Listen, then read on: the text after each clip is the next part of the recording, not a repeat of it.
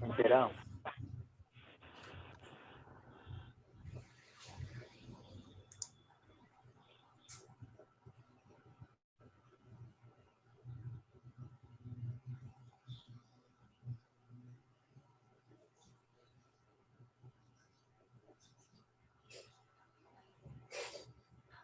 Buenas tardes a todos. El día de hoy vamos a tener nuestro webinar de la agrocadena Tilapia y le vamos a dar la palabra al ingeniero Gustavo Elías para que nos dé la bienvenida y las palabras de apertura al webinar del día de hoy.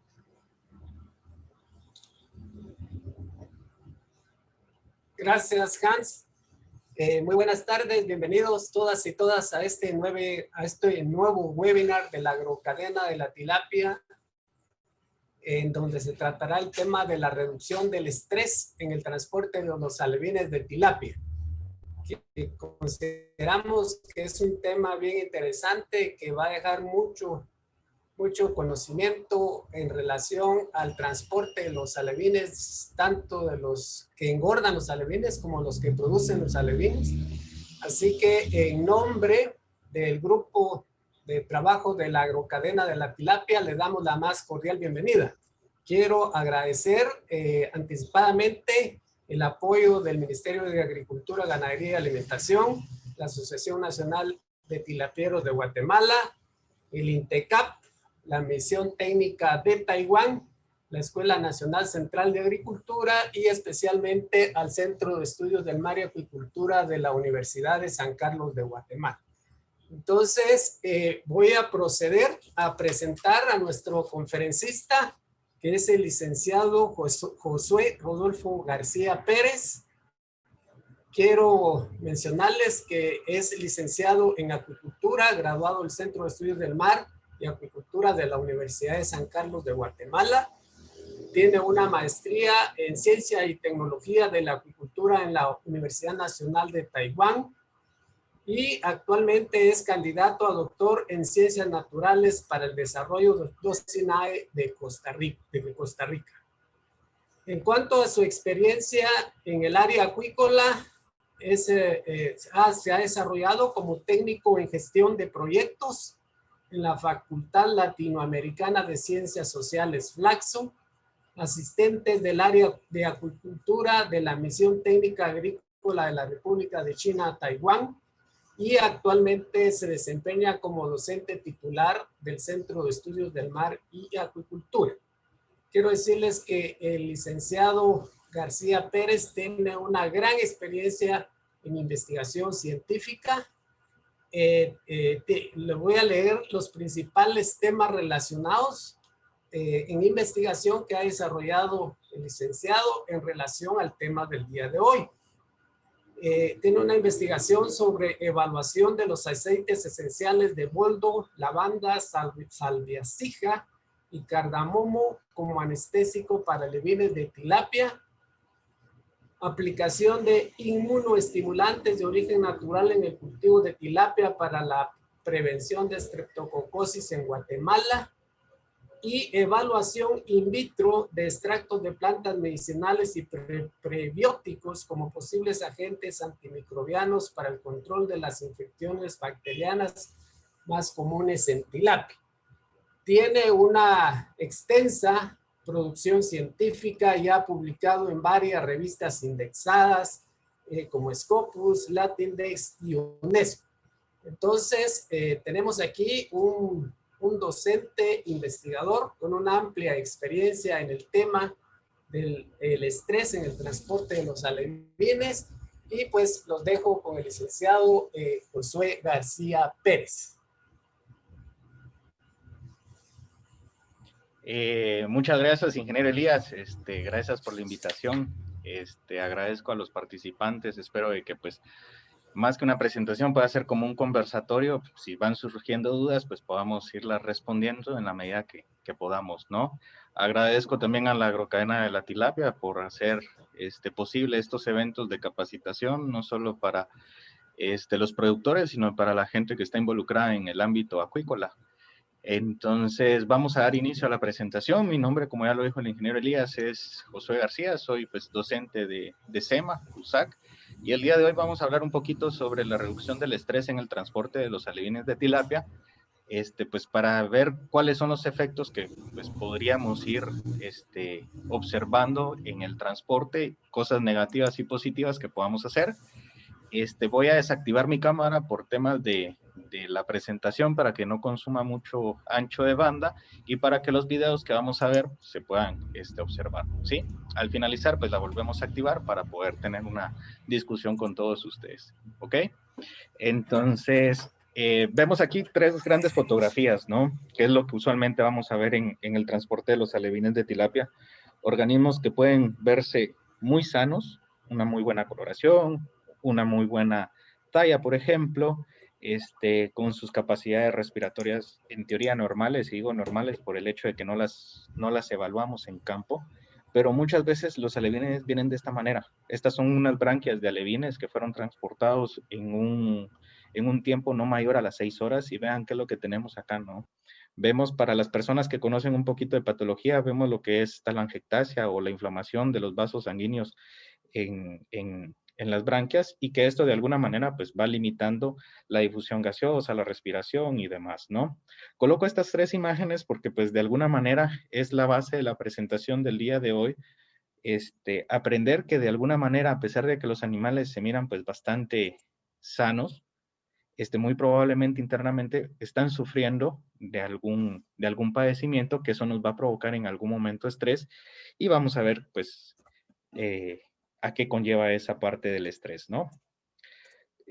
Más o menos así va a estar distribuida la presentación. Vamos a ver 6 temas rápidamente, no vamos a profundizar en cada uno de ellos, pero vamos a ver cuestiones muy generales para que podamos comprender, y de último pues vamos a tener una sección de preguntas, e inclusive si hay alguna pregunta pues o algo que no haya quedado claro en alguno de los contenidos, pues podemos ir desarrollándolo un poco más, ¿no? Para comenzar, tenemos que entender qué es el proceso productivo. Sé que hay muchas personas que se han dedicado por mucho tiempo a la producción de tilapia y otros organismos acuáticos, y que ya pues saben básicamente todo lo que sabemos de la producción, ¿no? Sabemos que pues al final son animales que están confinados de alguna manera a un sistema productivo, que actualmente podemos ver desde sistemas de jaulas, sistemas rústicos o sistemas de ya un poquito más avanzados, como son los estanques de concreto, los circulares, octogonales y demás. Lo que tenemos que entender es que al ser los animales o estar en un proceso de cultivo, los animales van a estar en un proceso de confinamiento. Y ese confinamiento en alguna manera va a generar episodios de estrés. Estrés que puede ser repetitivo en una serie de tiempo, o estrés que puede ser en un solo día, y que de alguna manera los organismos se van a ver afectados, ¿no? Entonces, a partir de que los organismos están confinados en un sistema de producción, no importando lo que vemos acá, jaulas, estanques revestidos o de concreto, los organismos ya están sufriendo de estrés, porque no es su hábitat natural, ¿sí? Si a eso le sumamos que cada uno va a tener una calidad del agua, ¿sí? Un manejo completamente distinto, el estrés se va a ir de alguna manera aumentando, ¿sí?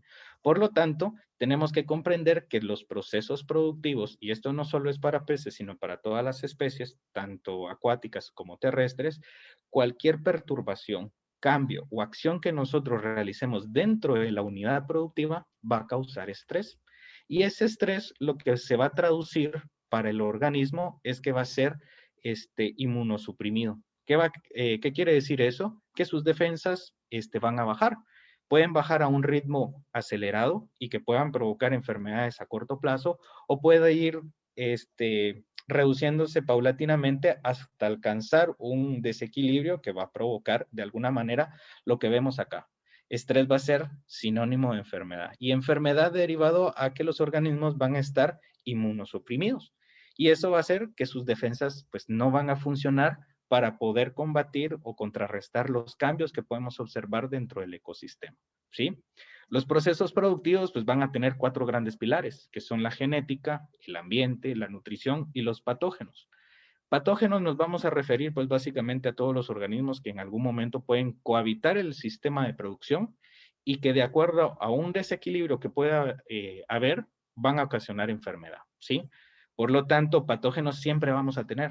ya dependerá de nosotros, y aquí señalo la parte de manejo, que es la base fundamental de estos pilares, para que estos organismos no provoquen enfermedad. ¿Por qué decimos que estos son, pues, básicamente los pilares de la acuicultura?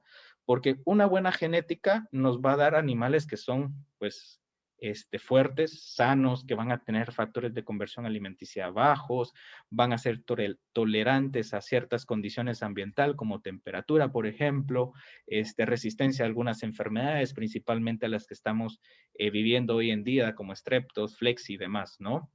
En ambiente, pues calidad del agua, una mala calidad del agua, un sustrato distinto, pues van a provocar que el organismo en alguna manera se vaya pues a comprometer su salud. Y sobre todo la nutrición, porque pues no solo es el recurso más caro que tenemos en la acuicultura, sino también es el que va a proveer de alguna manera indirecta que los organismos estén sanos, crezcan al ritmo que se necesita.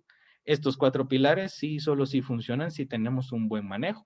Y a eso nos referimos que podemos tener la mejor genética, el mejor ambiente, la mejor nutrición y un buen equilibrio en el sistema. Pero si como acuicultores estamos realizando actividades que no son pertinentes, nuestro manejo pues va a ser deficiente. ¿A qué me refiero con eso? Es que podemos tener una genética súper resistente, por ejemplo, a estrepto. Y esa genética pues puede demandar mucha alimentación. El problema es que mucha alimentación se va a asociar a altos costos en el rubro de alimentos. Y si la granja no lo puede en alguna manera soportar, va a limitar la alimentación de estos animales que tienen una buena genética, pero lo que está haciendo indirectamente es que no le está proveyendo todas las herramientas, por ende empieza a padecer de cierto tipo de estrés que en algún momento se va a ver reflejado, ¿no? Entonces, tenemos que definir estrés. Una de las mejores definiciones que he encontrado hasta el momento de estrés es la que vemos en pantalla, que estrés se define como la suma de todas las respuestas fisiológicas que ocurren cuando los organismos intentan establecer o mantener la homeostasis, que es básicamente mantener el equilibrio interno de los organismos. Por ejemplo, si hay una reducción de temperatura, los mismos organismos bajan su metabolismo.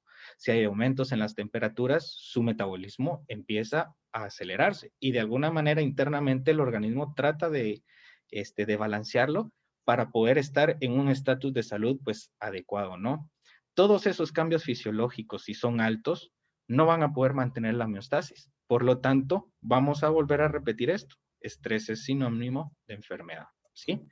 Entonces, una vez sabiendo qué es estrés, tenemos que entender cuáles son los tipos de estrés que nosotros podemos observar al diario vivir en las unidades de producción. Y el tipo de estrés los vamos a dividir en 2. Estrés que es agudo y estrés que es crónico. Al agudo lo vamos a conocer básicamente porque sucede en tiempos cortos, en un corto plazo. Eso quiere decir que van a ser horas o días, por ejemplo, que van a estar los organismos afectados por cierta variabilidad que sucede en el ecosistema. Y a eso se puede deber, por ejemplo, al ingreso de sustancias químicas, por ejemplo, a los cambios radicales que pueden suceder en los factores ambientales, como por ejemplo el oxígeno disuelto, que se nos caiga el oxígeno, que el fondo de nuestro estanque demande más oxígeno del necesario y robe de la columna de agua, por ejemplo, que las temperaturas sean fluctuantes, principalmente en esta época de invierno, por ejemplo, que las temperaturas son muy fluctuantes y afectan indirectamente a las unidades de producción. Pero sobre todo, uno de los tipos de estrés agudo que nosotros podemos catalogar es derivado de las cosechas y traslados que hacemos dentro de la unidad de producción. ¿Por qué?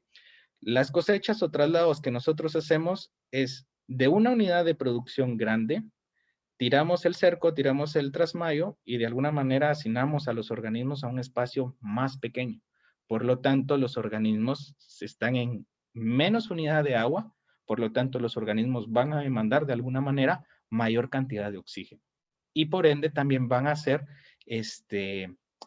excretar muchos productos nitrogenados que van a afectar a la calidad del agua, ¿sí?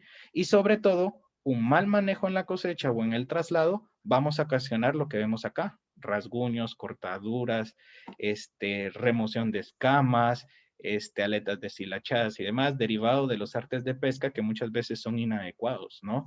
Y eso de alguna manera lo que va a provocar son las puertas de entrada para distintos patógenos para que los organismos se enfermen y empiecen a desarrollar un cuadro clínico, ¿no? Esto es lo que usualmente vemos, por ejemplo, y muchas veces en las fincas esto es repetitivo, ¿no? A un mismo estanque tratamos de cosechar 5 veces por semana, de 7 días, 5 veces cosechamos, 5 veces tiramos el trasmayo, tratamos de recolectar y no evidenciamos esos cambios que pueda sufrir el organismo, como las cortaduras o los rasguños, ¿no? Ese tipo de actividad la vamos a clasificar como estrés de tipo corto o estrés de tipo agudo, porque son en momentos específicos donde el animal va a sufrir una perturbación, sus niveles sanguíneos van a variar y por ende va a haber un desgaste fisiológico, ¿no? Para tratar de compensar el concepto de homeostasis. Y la otra parte es el estrés crónico, estrés que sucede día con día, es un estrés sumamente pequeño, pero que vamos o evidenciamos de alguna manera que puede llegar a ser acumulativo.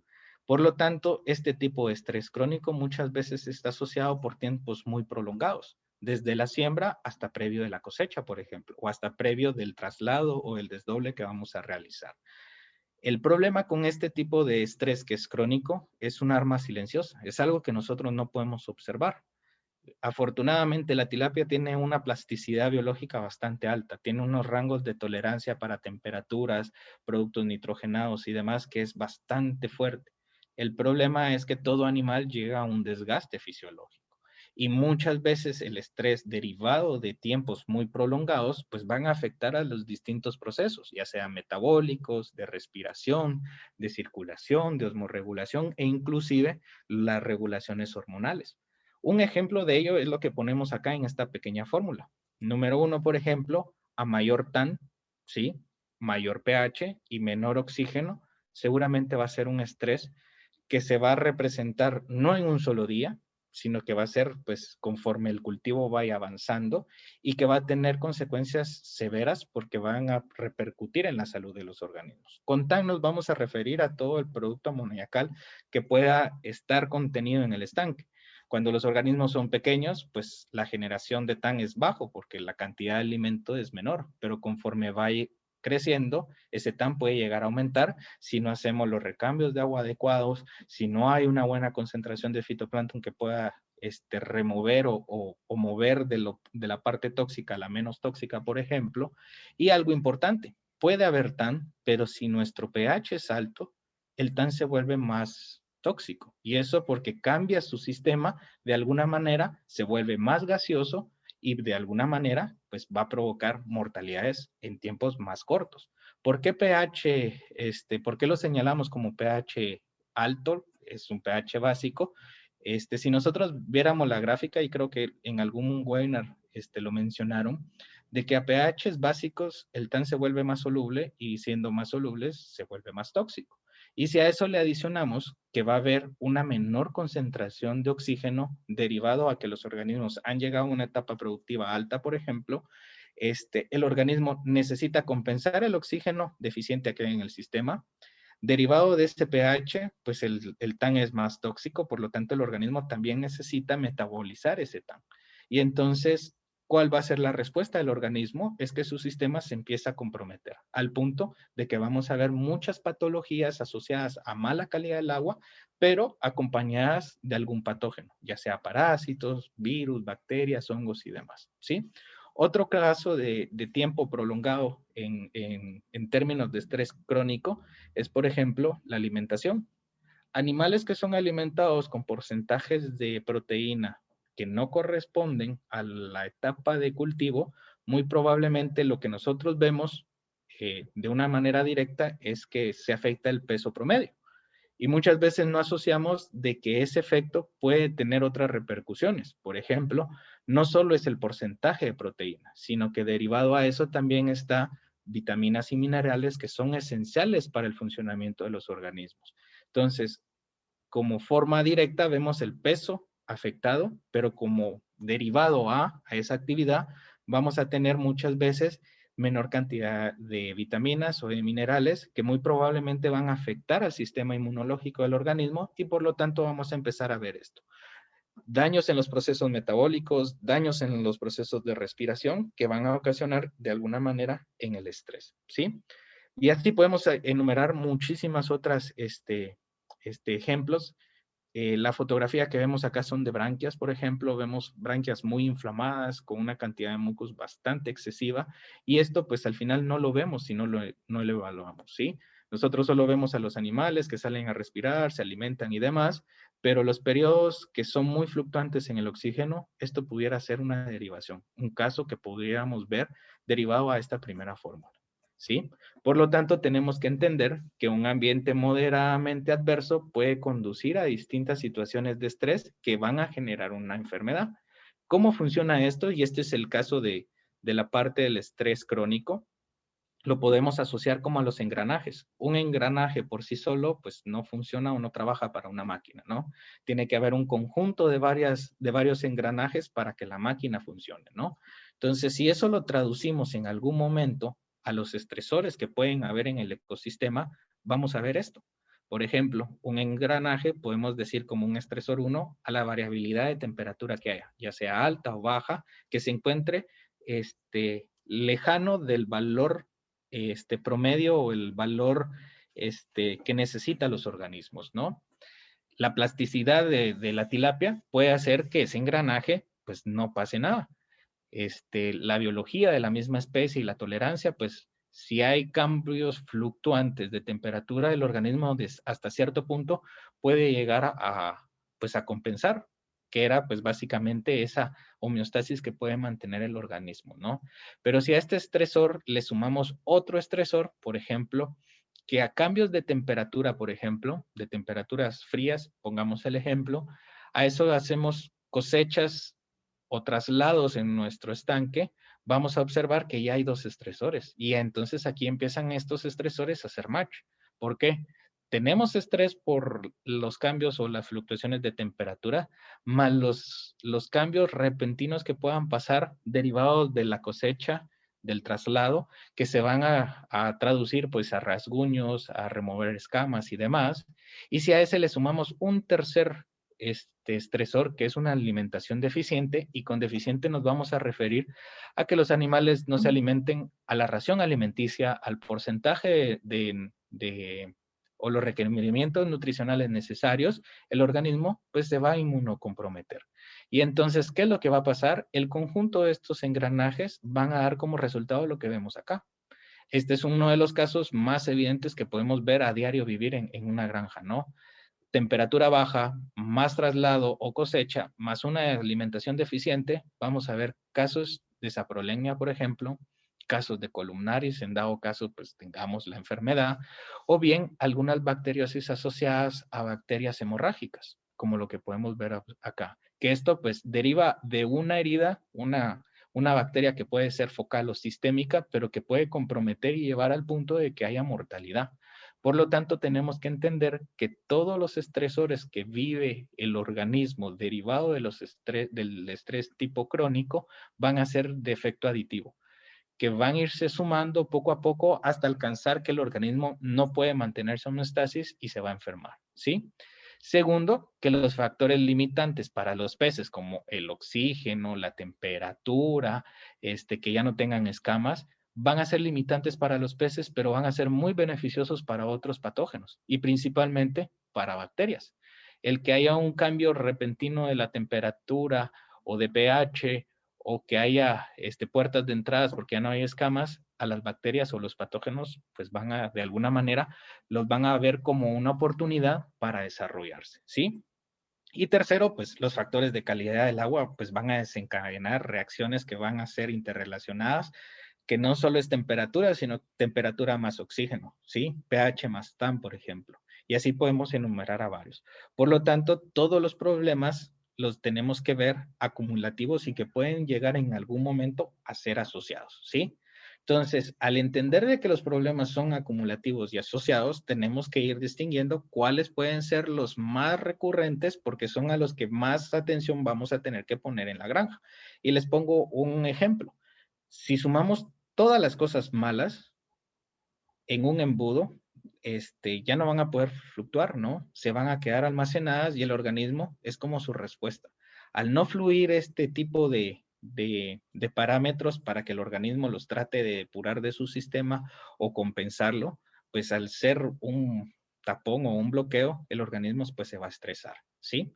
¿Qué factores pueden ser esos? Pueden ser derivados del medio, de la alimentación, del manejo. Y aquí les listo en algún momento, pues, qué cosas nosotros podemos observar. Algunas es imposible que las manejemos en granja, pero otras sí las podemos manejar, ¿no? Por lo tanto, tenemos que entender que los procesos que tenemos en la unidad de producción pueden ser derivados del engorde o de la larvicultura. Independientemente de cuál sea, ¿sí? Vamos a tener estrés y ese estrés va a ser derivado principalmente del transporte o cosecha en su efecto, ¿no? ¿A qué nos referimos con eso? Por ejemplo, si a este estanque lo cosechamos 5 veces a la semana, el estrés que el organismo resiente por estar siendo hacinado o confinado a un espacio más pequeño, la tasa de oxígeno que va a estar consumiendo va a ser muchísimo mayor. El nerviosismo de los organismos pues también van a generar mayor producción de mucus que se va a transformar en proteína y proteína se va a transformar pues básicamente en producto nitrogenado, por ejemplo. Entonces, el organismo paulatinamente pues ya no va a ser más resistente. Y la larvicultura de la misma manera.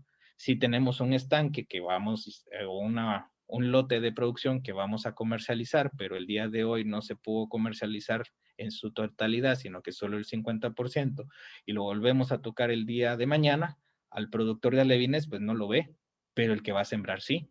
¿Por qué? Porque ya el organismo fue inmunocomprometido y muy probablemente si no fue alimentado bien, o bien si fue bien alimentado, pero las condiciones del sistema al que va van a ser adversas, pues definitivamente ya tenemos la condición que los organismos pues pueden llegar a tener algún tipo de enfermedad e inclusive la muerte, ¿no? Por lo tanto, nos tenemos que preguntar cuál va a ser el objetivo del transporte, ¿no? ¿Por qué nos tenemos que preguntar eso? Para poder reducir de alguna manera el estrés, ¿sí? Entonces, derivado de esa pregunta, de cuál es el objetivo de transportar a los organismos, y lo vemos aquí en la fotografía, disculpen que regrese, va a ser para vender los animales y que lleguen a un sitio de producción, de un sistema de producción que ha llegado a su carga máxima y tenemos que hacer desdobles para poder darle las condiciones adecuadas y para que terminen de crecer los animales, pues derivado de todo eso tenemos que preguntarnos, ¿tenemos que cosechar o trasladar los animales porque van a ser procesados o comercializados? ¿Porque van a ser trasladados para estar en un mercado vivo, por así decirlo, porque van a pasar un número X de días, o bien porque van a ser siembra?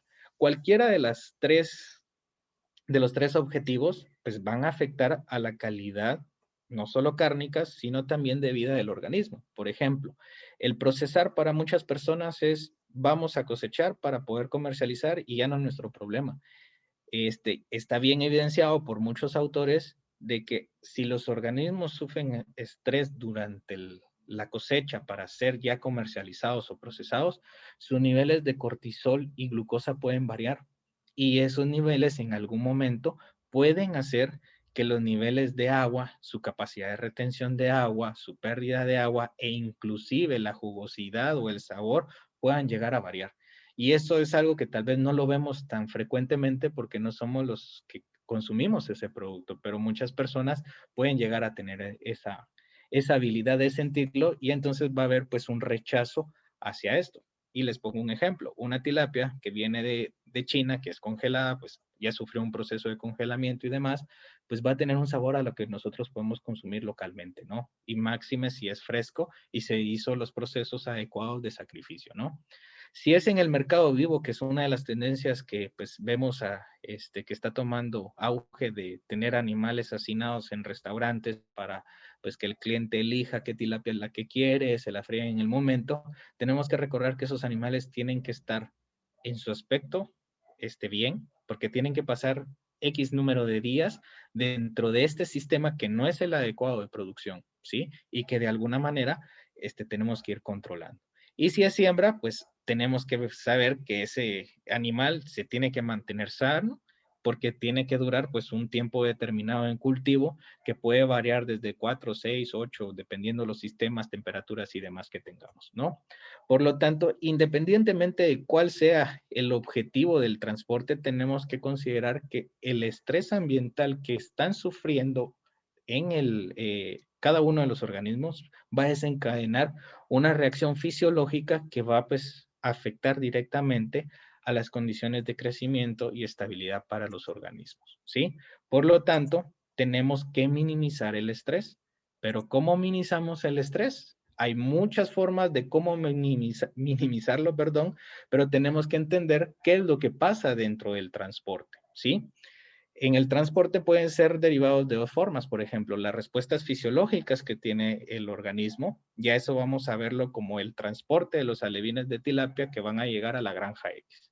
Nosotros cosechamos a los organismos, los vamos a trasladar a la granja X, pero en el camino hay un factor de estrés que puede ser derivado a que no hay una buena difusión del oxígeno, por ejemplo, un aumento de la temperatura o que la carga sea muy alta, que los productos nitrogenados estén creciendo.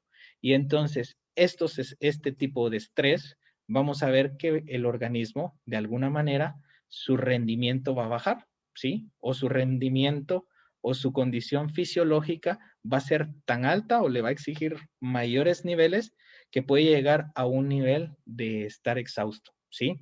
Si el estrés continúa o perdura durante todo el transporte de estos alevines, los organismos se van a sentir cansados y que muy probablemente van a llegar vivos a la finca, pero cuando los sembremos, muy probablemente entre 3 a 5 días vamos a empezar a ver mortalidad.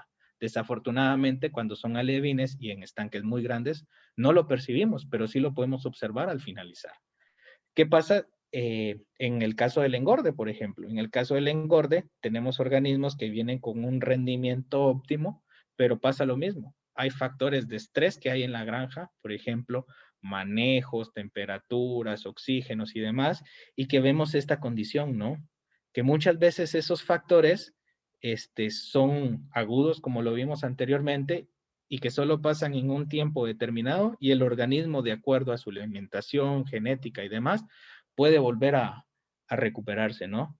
Pero si ese tipo de estrés perdura por mucho tiempo, que es el caso del estrés crónico, los organismos llegan a un punto de estar exhaustos o cansados.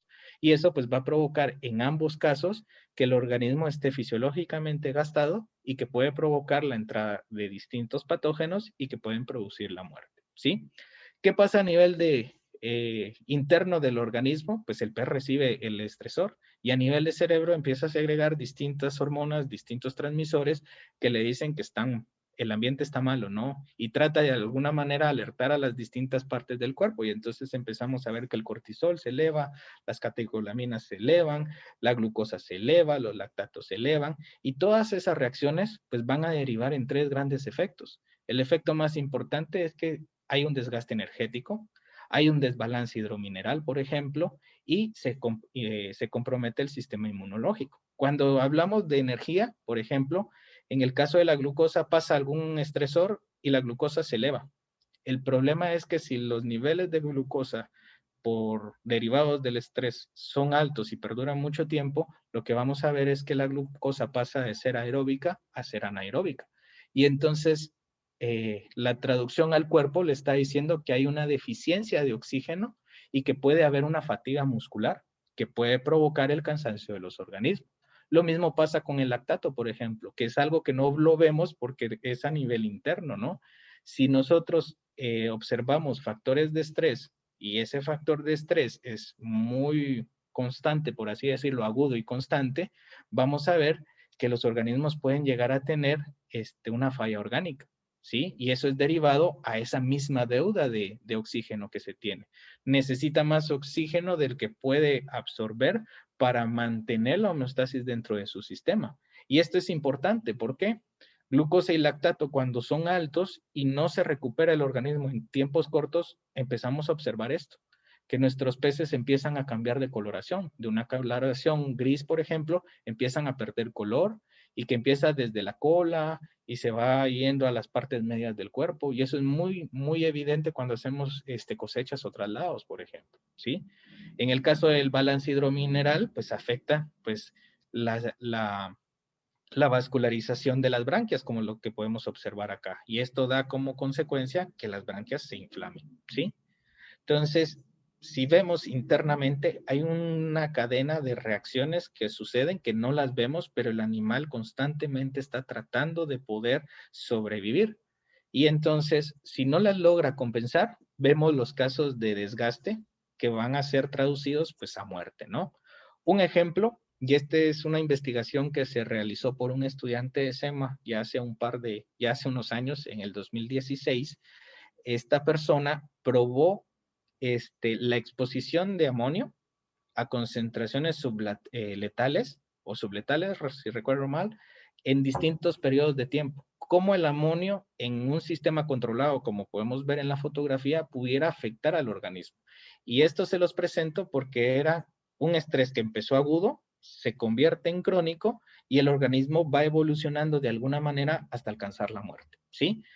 A las 24 horas, a niveles sanguíneos, vemos glicemias extremadamente altas, ¿sí? 110 gramos por decilitro, si no estoy mal, de glicemia enzimática. Eso quiere decir que los organismos estaban sufriendo un episodio de estrés.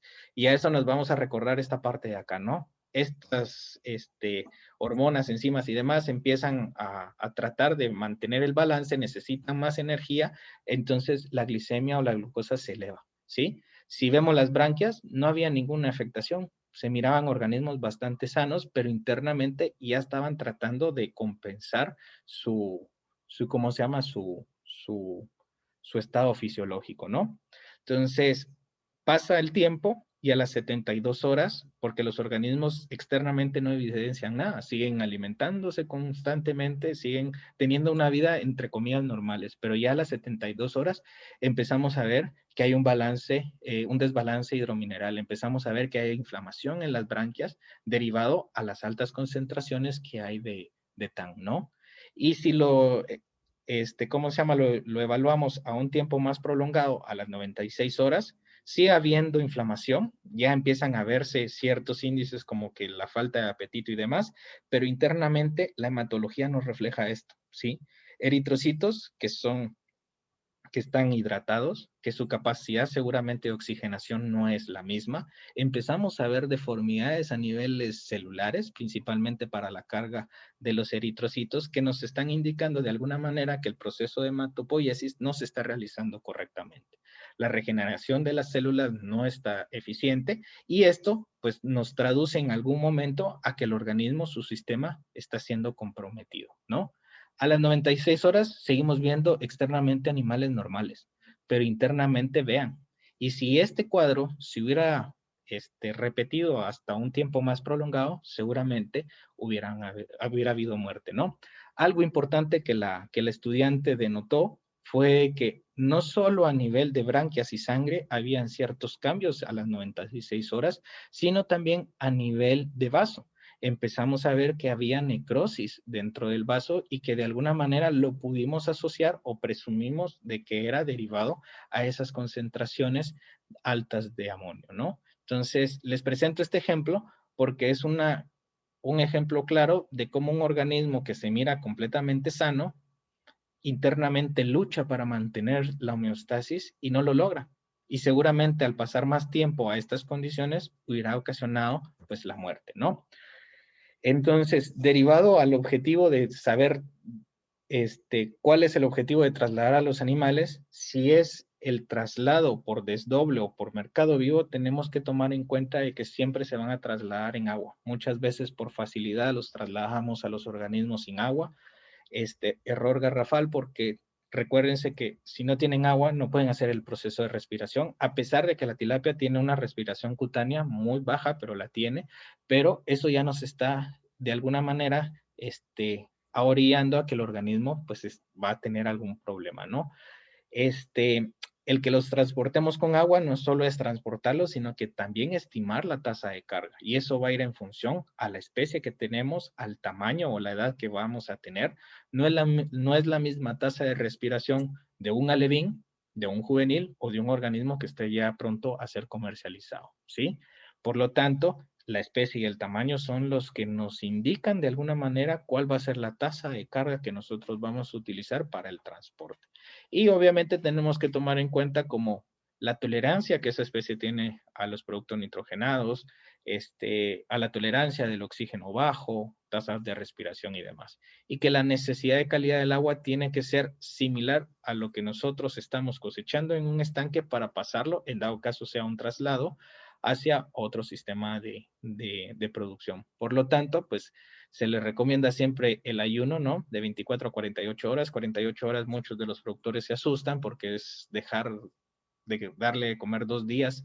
Es preferible cuando son traslados muy, muy largos por el hecho de que las heces van a consumir el DBO que se encuentra en el agua y esto va a provocar una mayor carga bacteriana. De esos patógenos buenos que en algún momento lo fueron y que se encuentran en la piel de los organismos, van a ser pues perjudiciales para ellos, ¿sí? Y de ahí pues verificar los parámetros que necesitamos como temperatura, alcalinidad, pH y salinidad del sitio A al sitio B. Y esto es importante porque muchas veces el no evaluar esos parámetros nos va a conllevar a que el organismo sufra episodios de estrés agudo y que eso se puede provocar en la inmunosupresión. Por ejemplo, temperaturas que estén por arriba de 2 grados centígrados, hay que aclimatar. Sí o sí lo tenemos que hacer para no comprometer la salud de los organismos y se recomienda, pues hay distintas personas y tienen distintos criterios. En general se concuerda de que por cada 15 minutos se debería de bajar 1 grado centígrado.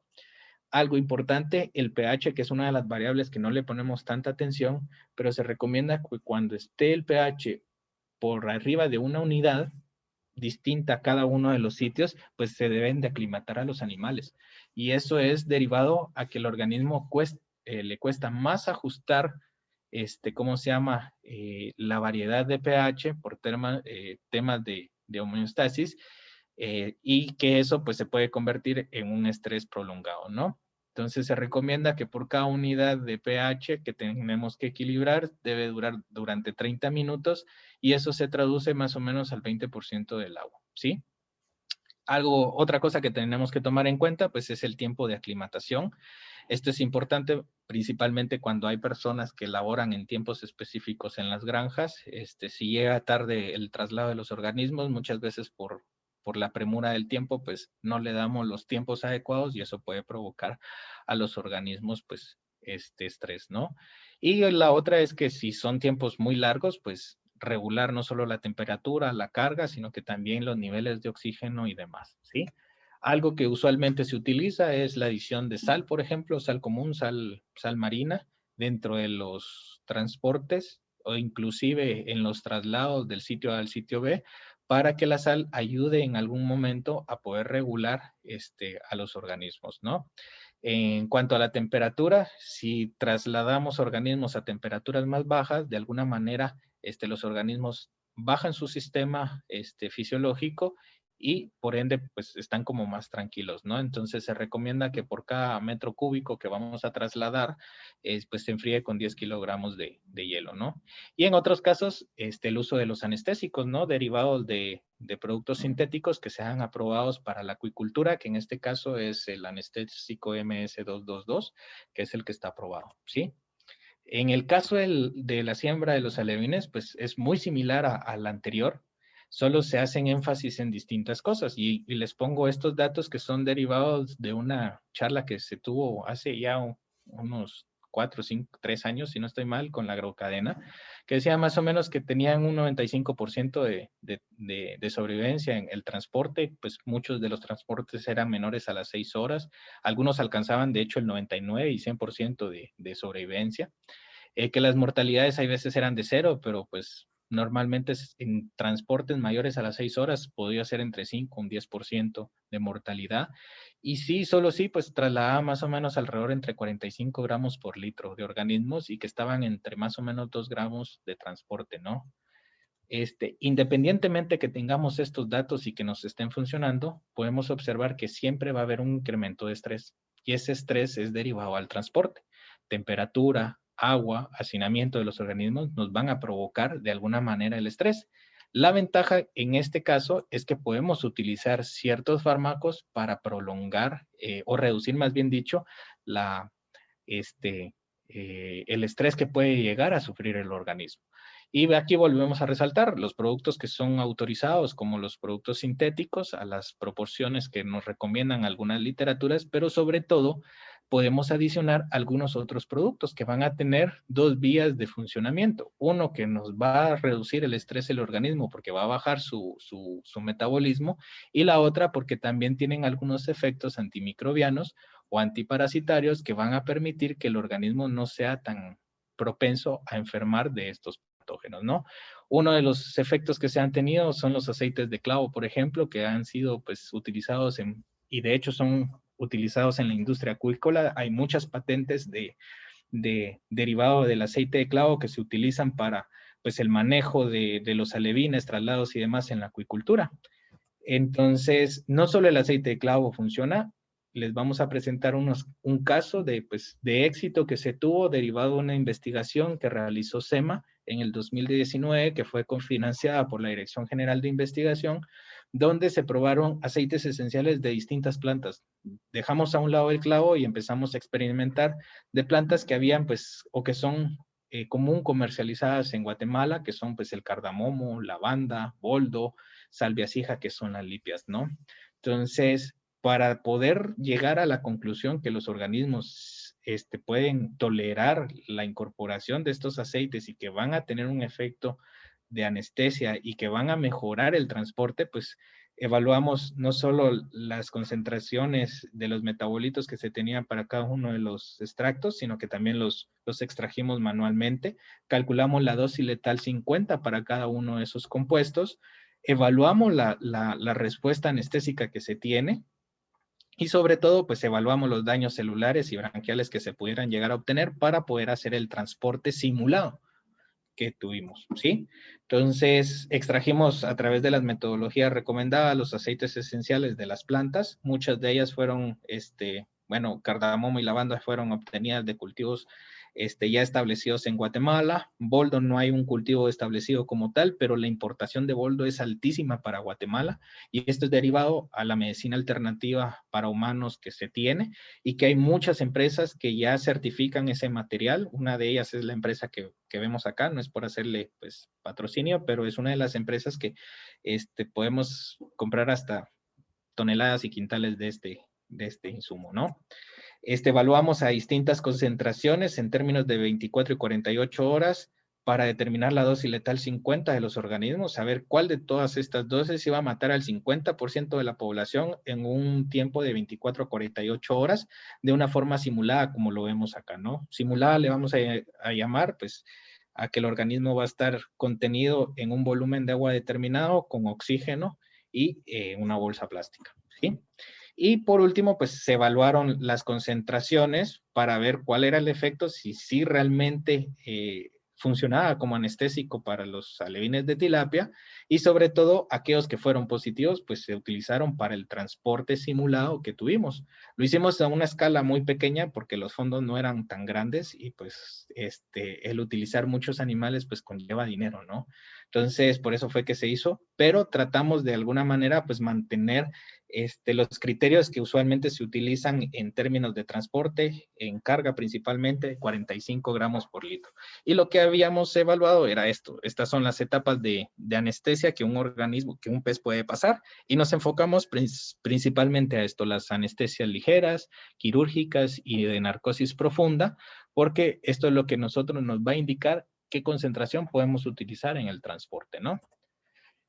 Algo que debemos de recordar es que para que un anestésico de origen natural, o si queremos proponer cualquier derivado que va a funcionar como anestésico en peces, debe tener un tiempo de anestesia en narcosis profunda entre 3 a 5 minutos y un tiempo de recuperación entre 5 a 10 minutos. Se coloca el rango porque hay muchos autores que difieren, pero en términos generales ese es el rango que se mantiene, ¿no? Entonces, ¿cuáles fueron los resultados que obtuvimos?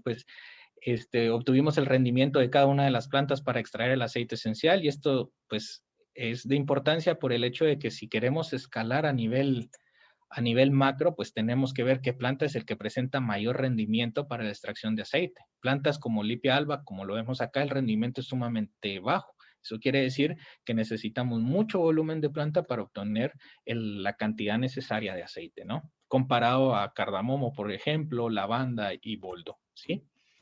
Entonces, en la primera prueba vimos las concentraciones letales. Para la banda no tenemos concentración letal a las 24 horas porque no se murieron los animales, pero sí ya pudimos evidenciar a las 48 horas que rondaba más o menos a los 41 microlitros por litro, ¿sí? En el caso de boldo, sí observamos que una concentración bastante alta para las 24 horas de 283 microlitros, y para las 48 horas de 109. Y lo mismo para el cardamomo. Estas concentraciones que ven acá son derivadas ya de una dilución que se hizo 1 en 10. Eso quiere decir que la concentración acá está diluida. Por lo tanto, la cantidad efectiva de aceite que se utilizó, en este caso fue de 4.1, 28.3, 10.9, 7.8 y 4.1. ¿Sí? ¿Qué pasó con la anestesia?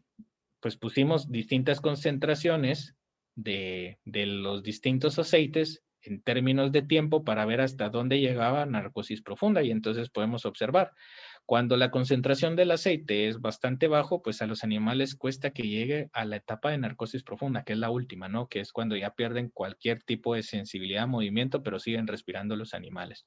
Conforme se va aumentando la dosis, podemos observar que la concentración pues va aumentando, va disminuyéndose en tiempo para llegar a la narcosis profunda. Y sobre todo es que todos los animales se recuperaron.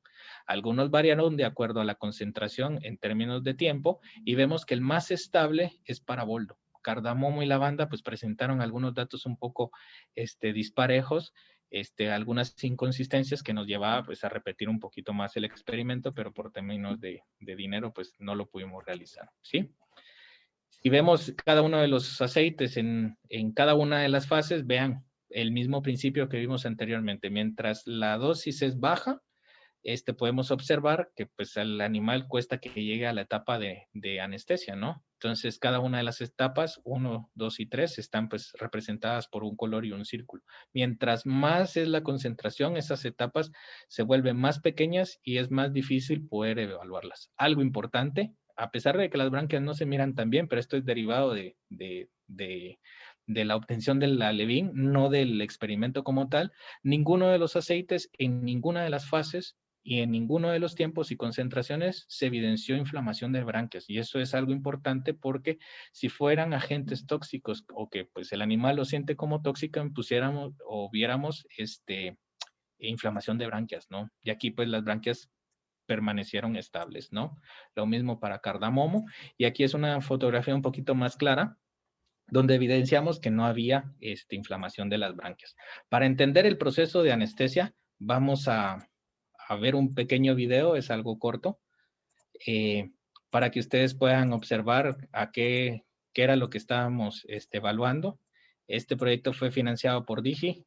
Adelanté la parte esa para ir avanzando, pero el video consiste en lo siguiente, ¿no? En una pecera de más o menos 10 litros, con un volumen conocido de agua, una cantidad de oxígeno estable en el sistema, se ingresaron ciertos animales, alevines de tilapia, se adicionó una cantidad de anestésico y empezamos a ver cómo se comportaban los animales, ¿no? Para evidenciar cada una de las etapas de anestesia, ¿sí? Entonces utilizamos en este caso 3 gramos, esto es pues básicamente gráfico que lo grabamos. Acá podemos observar que el anestésico se adiciona, ya diluido en alcohol, que es la forma de adición que se tiene. Entonces vemos acá que está en el ambiente, los animales tratan de subir, una vez sienten ¿cómo se llama? El aceite, y empiezan ya el proceso de alguna manera de inducción a la anestesia de los animales. Entonces empezamos a ver que la capacidad natatoria de los organismos empieza a verse comprometida y reducida, ¿no? Al punto donde empezamos a ver que ya llegamos a una etapa de anestesia leve, que pues a eso lo catalogamos cuando al organismo lo teníamos que apoyar para poder el organismo respondiera, ¿no? Entonces cualquier impulso o contacto, pues ya el organismo, ¿cómo se llama? Pues respondía. Conforme va pasando el tiempo, ya empezamos a ver que ya los animales ya no se mantienen en la superficie, sino que empiezan ya a decaer y se mantienen en el fondo, y eso ya nos llevaba pues a la conclusión de que empezaban a entrar a la etapa número 2, que es de nivel quirúrgico, donde ya su movimiento es casi nulo. No todos los animales tienen el mismo tiempo de anestesia, porque algunos son más fuertes que otros, pero veíamos como impulso el que teníamos que tocar duro la cola para que el organismo pues reaccionara, ¿no? Y eso pues ya nos indicaba de que un impulso fuerte ya iba a responder el organismo, a impulsos leves el organismo no reaccionaba, ¿sí? Pasaba el tiempo y ya empezábamos a ver que algunos organismos ya llegaban a lo que conocíamos como narcosis profunda, que era básicamente que perdían cualquier estímulo, ya no nadaban, pero seguían respirando lentamente, pero si los tocábamos a los organismos, pues ya no respondían a ningún estímulo táctil, ¿no? Ahí vemos cómo se presiona, ya los organismos pues siguen respirando, pero ya no responden. Ya esta condición es la que llamamos de narcosis profunda. Entonces, una vez que ya determinábamos el tiempo, lo pasábamos a agua que estaba fuera de los anestésicos, siempre a las mismas condiciones de concentración de oxígeno y volumen de agua, para que los organismos tomáramos el tiempo de recuperación. En este caso, aumentamos el tiempo 50 veces por el tiempo para cortar el video. Por eso es que vemos que los organismos empiezan a respirar un poco distinto a lo normal y se empiezan a mover también un poco chistosos, pero es derivado a que el video pues se aumentó, ¿no? Entonces aquí empezamos a ver que los organismos paulatinamente empiezan a recuperar su movimiento, empiezan a tratar de nadar, tratar de desechar, ¿cómo se llama? El anestésico. Recordémonos que a pesar que son anestésicos de uso natural, pues funcionan muy similares a los sintéticos que afectan a las bombas de sodio y potasio y algunos neurotransmisores que pues van a bloquear cierta síntesis y que pues ocasionan la pérdida muscular, por ejemplo. Pero vemos, ya los organismos empiezan a reaccionar, ¿sí? No nadan, normalmente porque vemos que sus aletas pectorales están retraídas, al igual que su dorsal. Cuando nosotros ya veíamos que el organismo estaba completamente recuperado, cuando su aleta dorsal estaba pues no completamente rígida, pero sí ya presenciaba movimientos y sobre todo las aletas pectorales. Una vez que los organismos ya las movían y que empezaban a despegarse del fondo, ese era el tiempo de recuperación. En este caso, para este video, que fue los primeros videos que tomamos, con fines gráficos, se recuperaron, si no estoy mal, a los 10 minutos. No, a los 6 minutos, perdón. Entonces, los animales van fluctuando de acuerdo a la condición que tienen, no solo alimenticia, sino de estrés que vivieron anteriormente, ¿no? Es muy similar a lo que pasa en los humanos. Entonces, con esto evidenciamos que todos los aceites pues tenían una capacidad anestésica y entonces ya decidimos hacer pues el ensayo de reducción del estrés al transporte reflejado en la mortalidad y en la producción de amonio que se pudiera obtener en el transporte. Y para eso pues utilizamos los cuatro aceites que evaluamos, los evaluamos por separado a una densidad de 45 gramos por litro y hicimos tratamientos de 3, 6, 12 y 24 horas. Este es uno de los tratamientos de cómo se veía. De hecho, todos los transportes fueron simulados. Eso quiere decir que los metimos en bolsas con la misma proporción de oxígeno y agua y carga y los metimos en estas canastas plásticas donde la aireación que teníamos pues iba a darle un pequeño movimiento que simulara el transporte en un pick-up, por ejemplo, ¿no? Y eso era para la difusión del mismo oxígeno que se tenía, ¿sí? Posterior a cada una de las horas, pues sacábamos a los organismos, evaluábamos calidad del agua y los dejábamos en estas peceras para ver cómo era su reacción post-anestesia, ¿sí? Y entonces solo les presento dos tiempos, el de 3 y 24 horas, donde pueden evidenciar que por lo menos a las 3 horas los datos son muy similares para todos los aceites, inclusive el control que no tenía ningún anestésico, no hay mortalidad, la cantidad de oxígeno es muy similar en todos los tratamientos, al igual que la producción de amonio y nitritos. Pasado el tiempo, y específicamente para las 24 horas, ya evidenciamos que algunos de los tratamientos sí evidenciaban mortalidad. La mortalidad más alta fue registrada para cardamomo, seguido de lavanda, el control y lipia.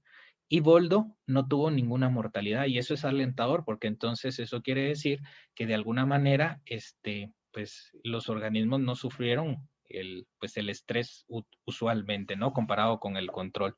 Y algo importante, vemos que el control hay un mayor consumo, a pesar de que hay una sobresaturación de oxígeno, porque estamos metiéndole oxígeno puro y que la difusión es mayor, vemos que comparado boldo con el control, sí es evidente, no es representativo, no es estadísticamente significativo, pero sí podemos evidenciar que hubo una reducción, ¿no? Y sobre todo en la producción del amonio, como lo podemos ver acá, ¿no? El control, el amonio era muchísimo más alto que por lo menos el boldo. Y esto ya nos da una confirmación de que seguramente el organismo sí pudo asimilar el anestésico, baja su metabolismo, su tasa de respiración desciende y su tasa de producción de amonio también, comparado pues básicamente con el control y con los otros tratamientos. Algo importante es que esto es lo que nosotros pudimos evidenciar, no solo en el transporte a las 24 horas y en la calidad del agua, sino que ya colocados en los contenedores que vemos acá, que sería nuestra siembra en el estanque, pudimos observar que a las 24 horas hubo una mortalidad en el control del 8%, pero no hubo mortalidad para ninguno de los aceites. Y eso, pues de alguna manera, pues también es alentador, ¿no? Por el hecho de que a pesar de que en el transporte hubieron mortalidades de los aceites, principalmente cardamomo, lipia y lavanda, post siembra, ¿no? Comparado ¿cómo se llama? Al control que no tenía, ¿no? Y eso ya nos da una fortaleza más para decir que por lo menos en el caso de boldo, sí lo pudiéramos utilizar para reducir el estrés en los organismos. Obviamente fue 24 horas, hubiera sido mejor alargar el periodo hasta al tiempo de 96 horas para realmente evidenciarlo, pero por temas logísticos y de presupuesto, pues no lo pudimos realizar, ¿no? Entonces, ¿qué me puede ayudar a reducir el estrés? Entonces, hay muchísimas formas que podemos utilizar y eso va a depender, pues si tenemos alevines o tenemos animales de engorde, y sobre todo tenemos que recordar que para reducir el estrés es que entender qué es el estrés. Eso quiere decir que el exceso de manipulación, el traslado, las altas densidades de siembra en una acuicultura intensiva son factores que van a afectar a los organismos y los afectan de una manera que suprimen su sistema inmunológico. Por lo tanto, si no tenemos que trasladar alevines, pues podemos ayudar a reducir el estrés. ¿Y cómo lo hacemos? Ingresando a la alimentación, pues ciertos compuestos que puedan fortalecer el sistema inmunológico. Y esto es derivado a que si el organismo por traslados o por movimientos se compromete su sistema inmunológico, previo a hacer eso podemos hacer el fortalecimiento. Y para eso pues ya hay muchas soluciones, químicos, cosas naturales que podemos utilizar. Por ejemplo, los derivados de microbios como los betaglucanos, peptidoglucanos, liposacáridos, por ejemplo, los mismos probióticos, o bien podemos utilizar estas que señalo, ¿no? Que son muchísimo más fáciles de conseguir y que podemos tener acceso en finca, ¿no? Por ejemplo, la adición de vitamina C y E, que es sumamente importante porque tiene un efecto antioxidante dentro del organismo y evita que realmente se oxiden ciertos tejidos dentro del organismo, que son los que provocan, pues, ese estrés oxidativo y que provocan, pues, el estrés en los organismos, ¿no? ¿A qué me refiero con eso? Si sabemos que tenemos que cosechar o trasladar en una fecha determinada, por lo menos una semana antes podríamos hacer o enriquecer una dieta con estas soluciones para que el organismo se eleve sus defensas a la hora de que se enfrente a esos episodios de estrés, ya sea agudos o crónicos, pues sea una mejor asimilación. Y el que pues utilizamos más o pues que más recomendamos son las plantas y aceites, porque pues eso es lo que hemos estado haciendo en los últimos tiempos. Romero, ajo, orégano, clavo en distintas concentraciones, ya sea como producto de extracto, aceite o inclusive como planta pura, pues pueden ayudar y eso es básicamente porque ayudan a estimular el sistema inmunológico de los organismos a través de fortalecer el sistema leucocitario, lo activa activa de hecho el sistema innato también de los organismos y mantiene siempre en alerta a los organismos, ¿no? Entonces, alimentar previo a episodios que nosotros sabemos que los organismos van a pasar, ya sea una cosecha o un mal tiempo, por ejemplo, una tormenta, pues puede ayudar a que los organismos tengan esa herramienta para poder defenderse mejor, ¿sí? Entonces, con eso termino la presentación. No sé si hay alguna pregunta. Con mucho gusto la podemos responder. Muchas gracias, licenciado José García. Ha sido sumamente interesante su presentación. Esperamos que haya satisfecho todas las expectativas de los participantes, que en un momento llegaron a ser casi 100 personas. Entonces, vamos a dejar un espacio de tiempo para que todos los asistentes quieran, por favor, puedan hacer sus preguntas a través del chat. Entonces, también los invito a llenar un formulario que aparece en el chat, que es para llevar un registro de los participantes, que tiene solo 5 preguntas, se llena en 1 minuto y pues nos da información sobre quiénes son y a qué se dedican, y básicamente para aquellos que necesiten una constancia del webinar del día de hoy, pues se les manda vía correo electrónico. Así que ya hay algunas preguntas en el chat, licenciado José. Voy a proceder a leer algunas. Vamos a empezar tal vez por una que está aquí, que me parece sumamente interesante, que dice que si no se ha probado con pasiflora, o sea, como un anestésico en peces. No, la verdad no hemos podido probar. De hecho, hay un gran vacío todavía de información. Nos quedan muchas plantas por evaluar. El problema siempre son los fondos, ¿no? Que son muy limitados, que pues hay que buscarlos, y este tipo de temas pues no hacen mucho match para ciertas instituciones que financian investigaciones, ¿no? Porque no lo ven como una necesidad latente, pero sí en algún momento que quisiéramos evaluar algunas de las plantas como pasiflora, tilo, por ejemplo, que son pues por excelencia, sabemos que tienen esos efectos anestésicos. Hemos hecho algunas pruebas con valeriana, por ejemplo, con orégano, y que sí han tenido un efecto positivo, y que de hecho una de las propuestas que tenemos es para el orégano, porque vemos que es muy similar al boldo en términos de efecto anestésico, y que puede llegar a ser pues propuesto, ya que pues el orégano es fácil de obtención en Guatemala, y que los rendimientos son muchísimo más altos que boldo, por ejemplo. Nos falta pues validar la hipótesis, pero eso ya dependerá de los fondos que podamos llegar a conseguir para desarrollarlo, ¿no? Pero sí hemos probado otras plantas. Valeriana la hemos evaluado. Lastimosamente, valeriana de alguna manera pues es altamente tóxica. Nos hemos dado cuenta que con concentraciones bajas hace una vascularización en el tejido dérmico de los animales, entonces empiezan a enrojecer, y pues esos ya son efectos adversos que nos indican que tenemos que descartar esa planta para el uso en peces, por ejemplo. Valeriana, ruda también probamos ya, y tienen el mismo efecto, o sea, tienen algún componente metabólico que pues afecta directamente al organismo, y en vez de darle un beneficio, pues creo que es más estrés para los organismos, ¿no?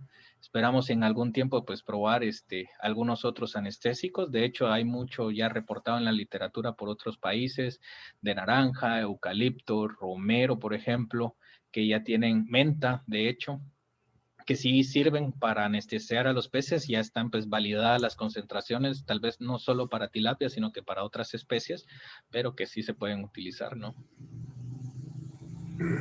Muchas gracias, licenciado José García. Hay una otra pregunta que dice si la nutrición se refiere precisamente a los alevines. Vamos a ver, después del traslado, merece alguna apreciación. O sea, dice, sí, perdón. Sí, yo creo que pues entra como en la misma lógica que habíamos platicado, de que previo a episodios de estrés tenemos que mejorar con ciertos insumos al organismo para que esos episodios no sean tan altos. Creo yo que pues me faltó decir que son pre y post, por tiempos, previo al traslado y post al traslado, porque recordémonos que el animal va a necesitar de muchos recursos que de alguna manera se deben de incorporar, y que muchas veces son deficientes, ¿no? O que el organismo necesita o exige más, ¿no? Entonces creo yo que pues tiene la misma validez del pre, de adicionarlos, ¿no? Entonces, realmente con una semana de pre y post podemos observar cambios pues muy consistentes, no es necesario darlo por tiempos muy prolongados, sino que estos efectos, por el tipo de absorción que tienen, pues podemos ver evidencia en una semana de la mejoría de los organismos, ¿no? Gracias, licenciado. Hay otra pregunta que dice si bajo condiciones estándar de traslado, ¿cuál es el tiempo que se podría retardar una entrega de alevines? Eso está difícil. Realmente no tengo una respuesta para eso porque derivan de muchos parámetros. Por ejemplo, la condición nutricional que se tiene del organismo, la calidad del agua donde se encuentra, y si ya están pues empaquetados para irse, pues va a depender la carga que se tiene, la producción de amonio que se puede llegar a tener, la limitación de oxígeno. Entonces, realmente pues es un poquito difícil contestarla. He visto que pues tal vez para algunos productores aquí en Guatemala no, pero para otros lugares pues dura hasta 96 horas, por ejemplo, de traslado, pero son biomasas de traslado sumamente bajas y que adicionan pues algún tipo de anestésico para que los organismos vayan pues bastante relajados, ¿no? Para que su sistema no esté tan activo y que eso pues no derive en episodios de estrés, ¿verdad? Ok, muchas gracias, licenciado José García. Le agradecemos mucho. Hay algunas preguntas. Vamos a ver, aquí aparece una. ¿Hay algún tipo? Sí, dice la pregunta, se la voy a leer tal como está. Dice, ¿hay algún tipo de líquido para generar la energía de los alevines debido al estrés? Pues es muy buena pregunta. No lo sé. No sé si existe algún tipo de líquido. Sé que para algunos animales, por ejemplo, catosal lo utilizaban porque pues hay episodios de nutrición y estrés y eso les eleva. En peces realmente no sé si existe uno tan efectivo porque pues necesita ser absorbido y tener un impulso energético bastante alto. Me imagino que pues pudiera haber, si deja su contacto, pues podemos hacer las preguntas a algunos colegas que saben y pues ya le trasladaríamos la respuesta, pero personalmente no lo sé. Okay. Muchas gracias, licenciado. Para los que quieran comunicarse con el licenciado Josué García, pues ven en la presentación, aquí abajo aparece su correo electrónico, entonces pueden comunicar directamente con él. Y por último, solo es una pregunta que apareció 2 veces, que hay algunas personas que necesitan asesoramiento, que están iniciando el cultivo de tilapia. Entonces, al final de este webinar se pondrá la página de la Asociación Nacional de Productores de Tilapia, ANATI, en la cual aparece el correo electrónico, un teléfono a lo que ustedes se pueden dirigir para solicitar asesoría. En este caso, creo que por las condiciones de la pandemia, pues la asesoría será virtual. Así que muchas gracias, ingeniero licenciado José García, le agradezco mucho su participación y solo me resta, antes de darle la palabra al licenciado Billy Casali, que va a dar los agradecimientos, invitarlos a todos el 5 de agosto para nuestro próximo webinar, que se tratará sobre el manejo de la salud en el cultivo de la tilapia, que será impartido por la doctora Dora Carolina Marroquín Mora del Centro de Estudios del Mar y Acuicultura. Entonces, muchas gracias, ingeniero José García, y dejo en el uso de la palabra al ingeniero Billy Casal. Sí, muchas gracias, licenciado. Muchas gracias, ingeniero. No sé si me escuchan, se oye bien. Sí, Billy, te escuchamos perfectamente. Bueno, muchísimas gracias. Pues primero quisiera agradecer a todo el público que está presente en el webinar, escuchando este tema que fue importantísimo. Recuerdo cuando con el ingeniero Elías nos pusimos a platicar sobre los temas que íbamos a tratar en esta parte del año, en la segundo semestre del año. y tratamos de buscar temas de mucha importancia para los productores.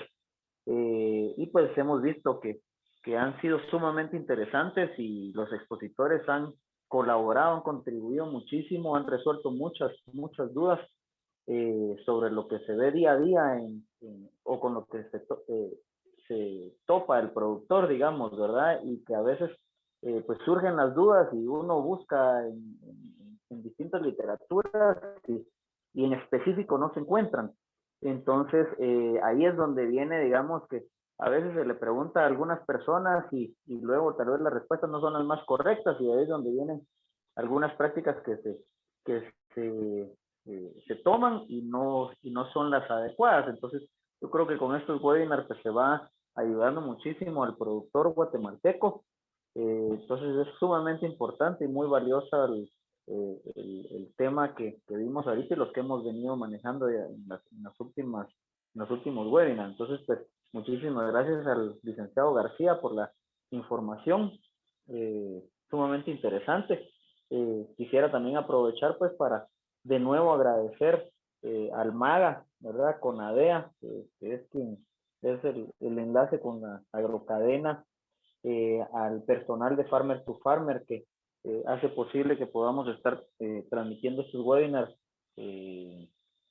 a las personas del INTECAP, de la ENCA, de la Misión Técnica de Taiwán, al personal y público del SEMA, y pues compañeros de la asociación, ¿verdad? Que nos acompañan en este webinar. Pues quisiera aprovechar a responder un poquito ahí o a complementar lo que mencionó el ingeniero Elías sobre el fondo que mirarán ustedes aquí. Efectivamente, pues este año se empezó a trabajar ya lo que es el tema de ANATI, que es la Asociación Nacional de Productores de Tilapia de Guatemala, y pues la intención de la asociación es precisamente esto. Tiene muchas funciones o pretendemos que tenga muchas funciones, pero una de las más importantes es poder colaborar con el productor, ¿verdad? Indicándole en dónde puede conseguir la información que necesita, acompañándole en ciertas dudas que surgen por ahí. Entonces, pues nosotros los invitamos a asociarse, a ser parte de esta asociación y ahí van a pues poder tener ese espacio, ¿verdad? Para resolver mucha de la problemática que hay hoy en día en Guatemala, ¿verdad? Que esa es una de las limitantes, ¿verdad? Tenemos productores prácticamente en todos los departamentos de Guatemala y cada uno tiene dudas específicas, singulares y hay dudas comunes. Entonces, pues nosotros lo que pretendemos es ayudar a los productores en eso y pues no solo en la producción, sino que en otros aspectos que tienen que ver y ya lo iremos viendo por ahí.